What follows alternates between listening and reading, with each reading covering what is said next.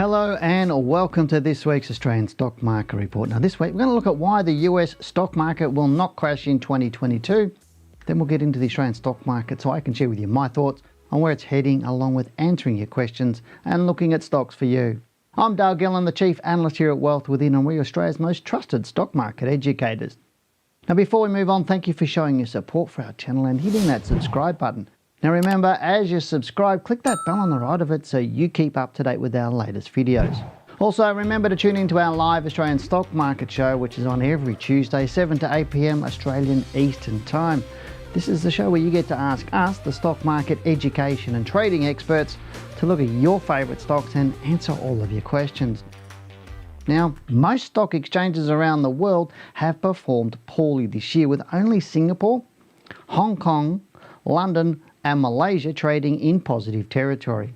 While Australia is down over 3% in 2022, the world is more concerned with the US markets, as many are suggesting they are fundamentally overvalued, and as a result they've been hit harder, especially the tech sector, as the Nasdaq is down over 13%.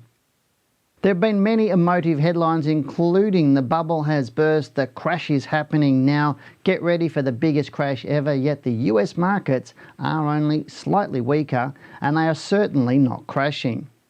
This is because the economic situation in the US right now is vastly different to what it was during the crash in 1987 and with the GFC in 2007, as both crashes were preceded by bubbles that were driven by rampant speculation and over-borrowing, neither of these which is prevalent today. That said, I do believe the US stock market is somewhat overvalued, which is a normal occurrence that occurs in any bull market. Right now, inflation in the US is high, which is concerning, although it's not high across the whole economy. Instead, it's contained to areas such as energy costs. So while inflation is high, we need to understand what is driving it, and so far everything is pointing to things settling once the world's supply chain issues are resolved post-COVID. Now, the US Fed Reserve is also talking about 4 interest rate rises this year, although so far it's only been talk, and the Fed have been known to say things just to see how the stock market reacts, which has seen all US indices falling. Now the question remains as to whether the US market will crash this year. Now, whilst I believe the market is slightly overvalued, it will not crash. Instead, it will fall in a normal downward move, most of which has already occurred, if not already over.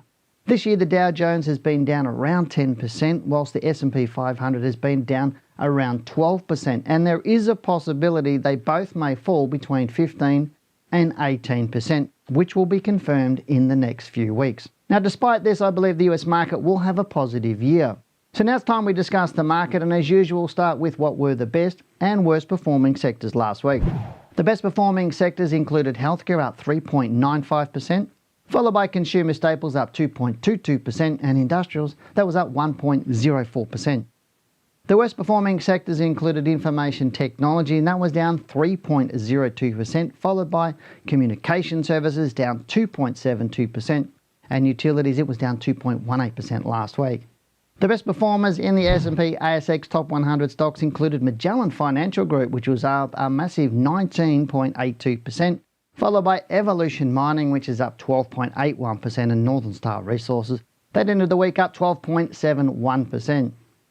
The worst performing stocks included Fortescue Metals, that was down 13.05%, followed by Mineral Resources, down 10.23%, and QB Insurance Group, that was down 8.48%. So what do I expect in the market moving forward? Well, let's get into the charts for our S&P 500 All Ordinaries Index update for this week. We'll also answer your questions and look at the stocks that you've chosen for me.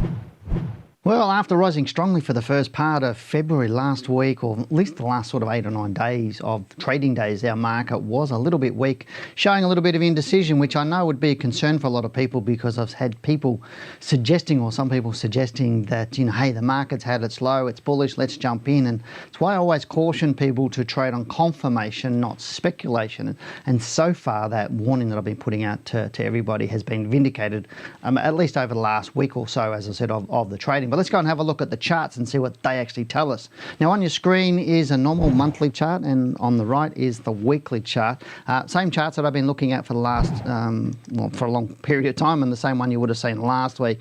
And you can see here that we made an all-time high in January, which I've mentioned before, at 7,956 points. And the market did fall 11.62. And you will remember I've said this could be the low, but as I also said at the time, I said the market could go down to around about 6,800 points. So it could just have a 1-2 weeks up, maybe a little bit more, and then start to fold over and then come down to these levels. And I'm not saying it's definitely going to do that, but I'm saying the longer it goes up in time and price, the more probability that that low is over.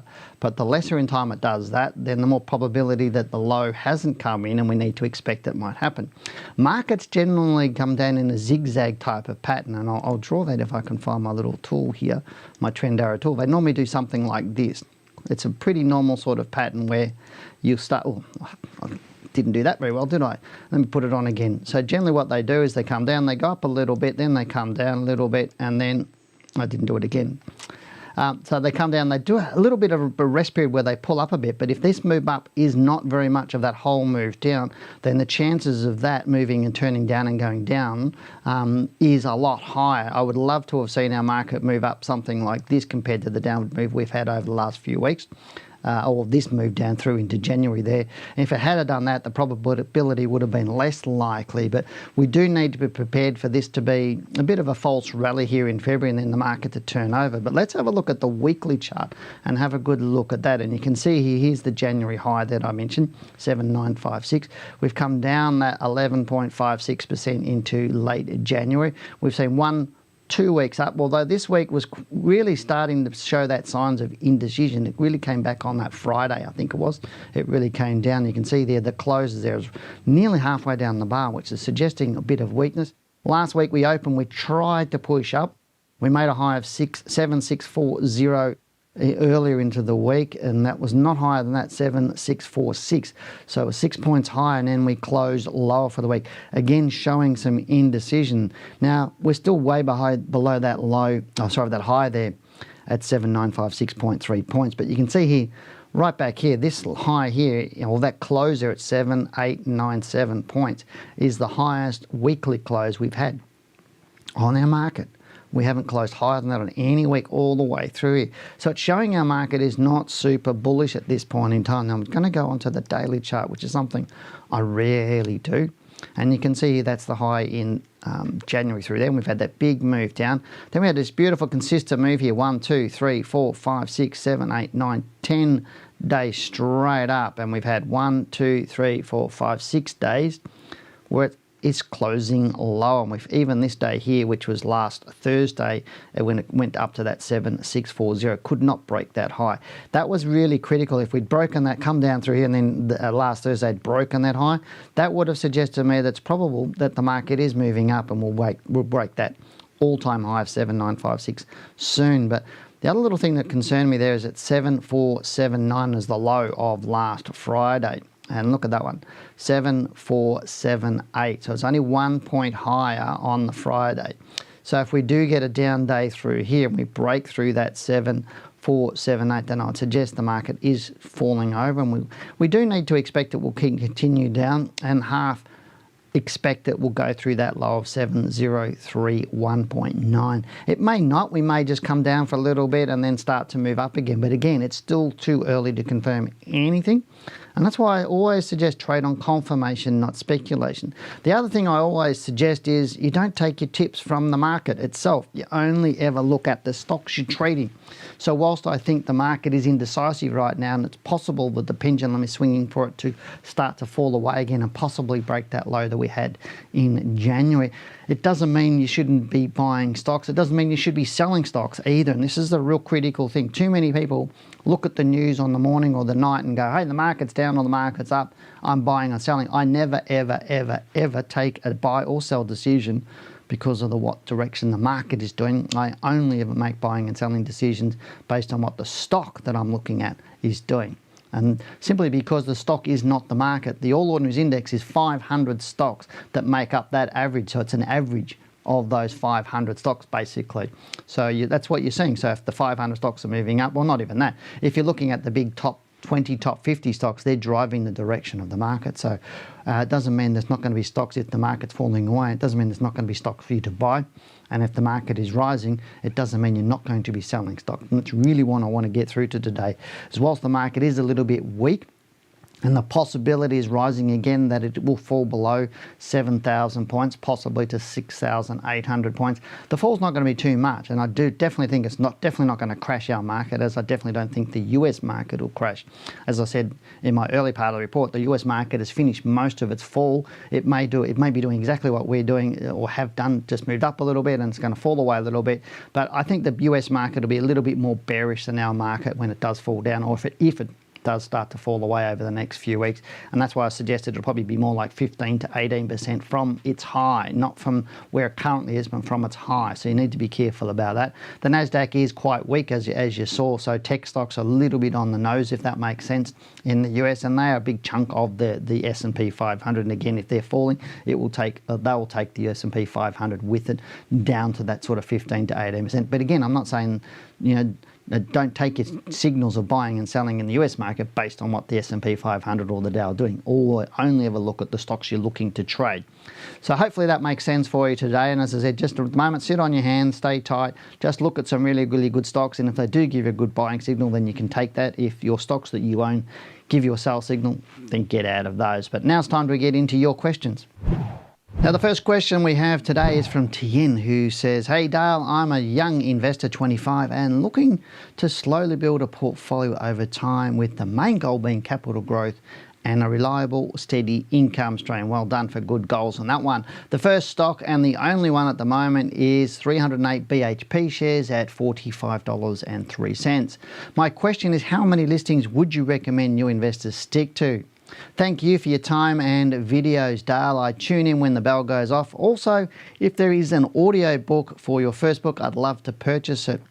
All of that, probably to answer your question, everything that you're asking is in my first book. So basically in my first book, How to Beat the Managed Funds by 20%, which you can get for free, just got to pay the shipping, and it really does pay for you to read the book rather than listen to it. I don't have an audio book for this book, and there's no plans to do an audio book at this. It's probably, if I was to put it on a list, it's probably number 100 on a list of things that Dale needs to do. And you really do need to read it rather than listen to it, because there's a lot of things in there that you need to highlight and go back. And anybody that's already got it, I would suggest read it again and again and again and again and again. You probably need it to read it about 10 times, because there's so much in this book that you don't get the first time through or the second time through. There's a lot of complexity in the simplicity, if that makes sense too. And when traders read this, they go, wow. And it really does help traders. And we've even had full-time traders email me saying, "I've read this book and you've really cleaned up my trading there. How you did it in such a simple way is really impressive in a book." And again, just pay the shipping and you can get it sent to you. So please do that. But to give you sort of a bit of an answer is the book will talk to you about portfolio construction. It actually has a portfolio that's growth and income in there for you to tell you how to do that, what sort of stocks you should be picking, how the makeup of those stocks, where they should be in the index, how to buy, how to sell, how to set your stop losses, money management, position sizing, all in the book, mate. So just get the book. But basically, just overview, just to simply answer your question, 8 to 12 shares is what we suggest people do, whether you're beginner or you're not beginner. But it'll also share with you how to stick to the right stocks to get the goal for your portfolio. So hopefully that makes sense. But thank you for tuning into the show and watching Janine and I both, not just this show today, but also our Tuesday night show. So thank you very much for being a loyal listener or watcher, if that makes sense. And thanks for your question. The next question we do have is from Chris, who says, "Hi Dale, great show as always. Could you please look at Costa Group for me?" He says, "I do not own this stock, but looking out for a good entry point. Thanks." So let's go and have a quick look at Costa Group here. It's one of the stocks I like to look at from time to time, and it is up on the screen there, and you can see it. You can see that it had its heyday way back there in June 2018, up at $8.38, and it's really not had a good life since then in terms of that. There's a lot of issues going around with Costa Group. There was a drought, there was all sorts of supply issues. Obviously COVID hasn't helped there. It did drop out a bit again there in May, but right now I'm not going to give you any real really, really good news. But I do like this stock. It's just all a matter of time, and you can see the whole history of this stock. It is just languishing there around about that $3 mark there, and so far not looking like it is going to rise. Now this pattern here, strange looking little pattern there, it's a little bit more of a bearish pattern, so you might be waiting quite a while before you get into this stock. Oh, let me just open that weekly chart again if I click on it. So you can see here at the moment it's just this really sort of weird pattern. I'm not suggesting it won't go up, but to go up it would need to get through that sort of $3.11 mark before I'd start to get too excited about it at the moment. And it may do that, it really may do that, but right now it doesn't look like it will. I think it's probably going to languish a little bit more before it starts to take off. There's more issues around a whole lot of different things the Costa Group has, but I think long term this is a really, really good stock, but you do need to do your work on it to decide whether it's a stock you want to put into your portfolio. And again, I don't sort of look at stocks in the terms of I'm looking for an entry on this stock. I put stocks on my watch list that I like that suit the style of my portfolio, which is really what I was talking about when I was talking about my book is look at the style of your portfolio. It should be the very, very first decision you make. What sort of style portfolio do I want? How much time have I got to manage that portfolio? And then the stocks will fit the style of portfolio and the goal of the portfolio, not the other way around. The biggest sin I see people do is they find stocks and then they try and shove it into their portfolio, and it's almost like putting square pegs in round holes. Don't find the stocks first. Look at the portfolio, look at your process, look at how you're going to manage and your stop losses, your entries, your exit, and all of that first, and have that plan first, and then the stocks will naturally just fit in. And that's how a lot of people say to me, there's 500 stocks on the All Ords, what do I look at? And by doing that process first, you narrow down your selection criteria. You actually give you back a lot of time. And a lot of people that I've taught and a lot of people that have read my books, and that's definitely the people that do our courses, we give them back so much time. I was only chatting to one gentleman the other day, like Wednesday of last week, and he used to search the market all over the place, and he'd spend hours and hours every day looking at the market, looking at videos, doing a whole lot of stuff. And we've given him back hours and hours and hours a week just by teaching him how to look and create that portfolio and that watch list that's a narrowed down focused watch list. So he's more targeted, makes more money, and he spends less time doing it. And I reckon that's a pretty good bonus. So maybe that's a good thing for everybody watching to do. But again, might want to buy my book too. It's, as I said, it's free, just got to pay the shipping. But thank you for that question. But right now, I don't think Costa Group, it should be one that you'd be putting on your watch list to buy anytime soon. But hey, I could be wrong. It may go up and prove me wrong. The next question we got is from Sanjeev, who says, hi, Dale and Janine. I would be interested to get your thoughts on Reza Core Resources Limited, whether it could be added to my watch list. He said, I really love your shows and opinions regarding stocks. I've been following the show for 4 months. Thank you. Thanks, matey. I really do appreciate your loyalty to the show, and you really do enjoy getting the help from Janine and myself. Let's go and have a look at the stock that you want. Okay, so let me just bring it up there. It's called RNU is the stock ticker code there. Very big bullish stock right through here. You shouldn't need me to tell you to put it on your watch list. You should be doing your research yourself, or whether you know that this stock is good to fit your watch list. That's sort of what I was saying before.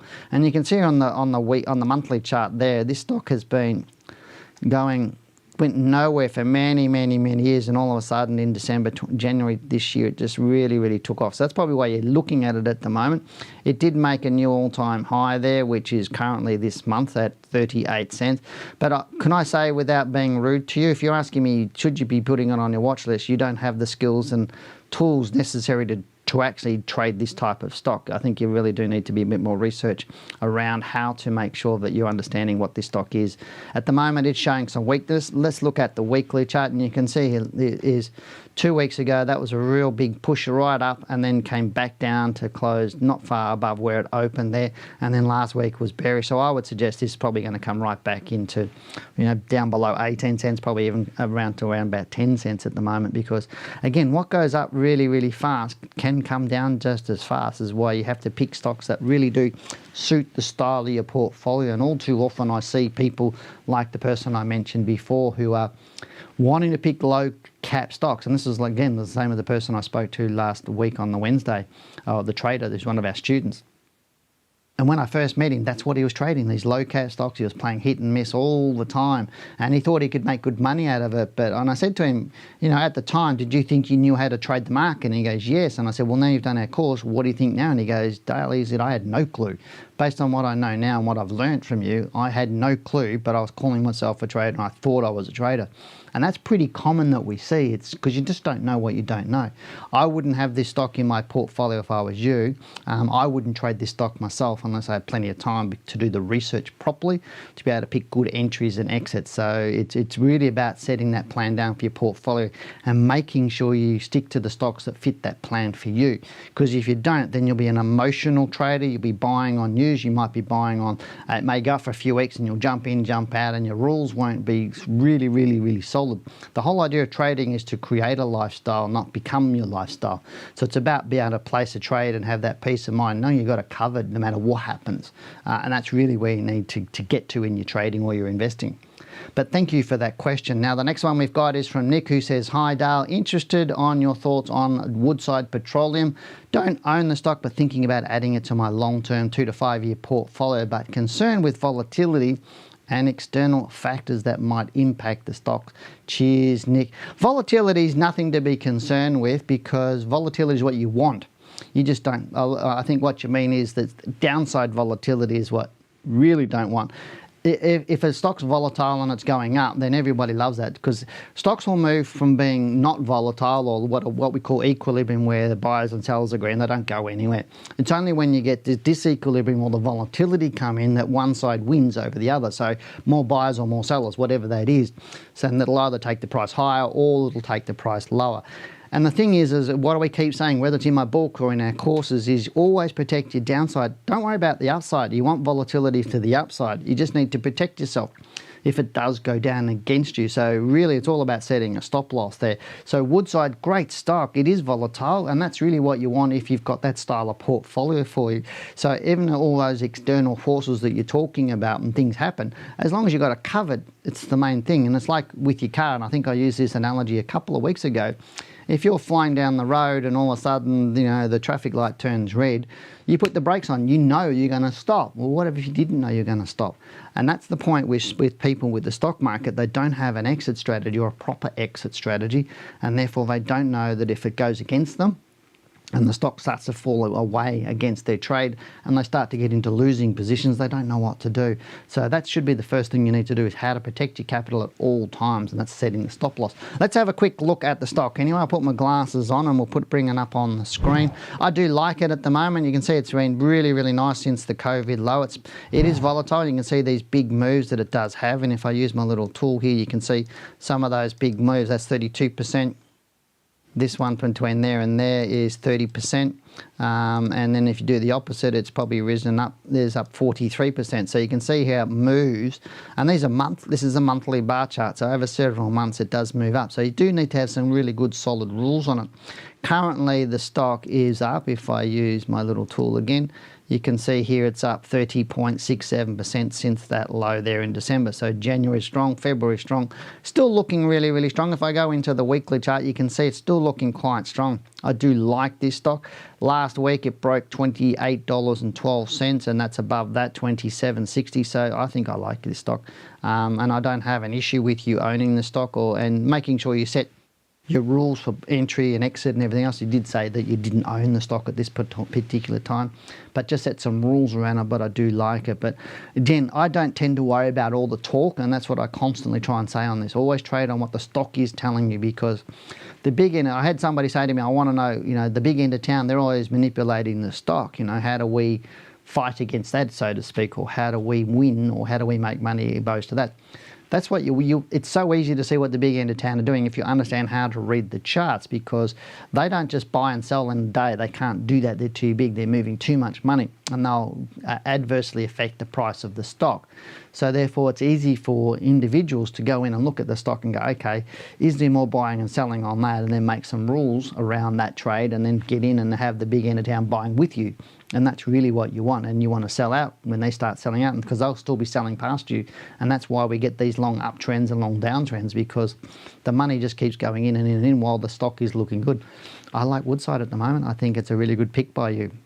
And thank you for sending your email in, and thank you for everyone for sending in your questions. And as usual, that's always the case every single week. We can't answer everyone, but remember, the best way to get your chance or public is to get your email answered is to publicly subscribe to this channel.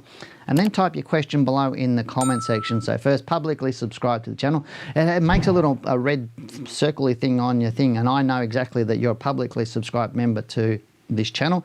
That's why I'm saying publicly subscribe, just not subscribe. That way I know you're a real supporter of this channel, and then I'll answer all of those questions first, as I do each and every week. They're always the first questions I answer, and if there's time left over, I'll add some more in there. But remember that here on this channel, we do these reports, or these Monday market reports, each and every week. We also do our live stream, Janine and I, every Tuesday night, 7 to 8 p.m, every single Tuesday night. So put that on your diet, and we'll see you tomorrow night on our Australian stock market show. Right now, subscribe. You need to hit the subscribe button now and click the bell on the right of it so you know when we upload and go live. But that's it for me. I'm Dale Gillen, the Chief Analyst here at Wealth Within. Goodbye, good luck, and good trading.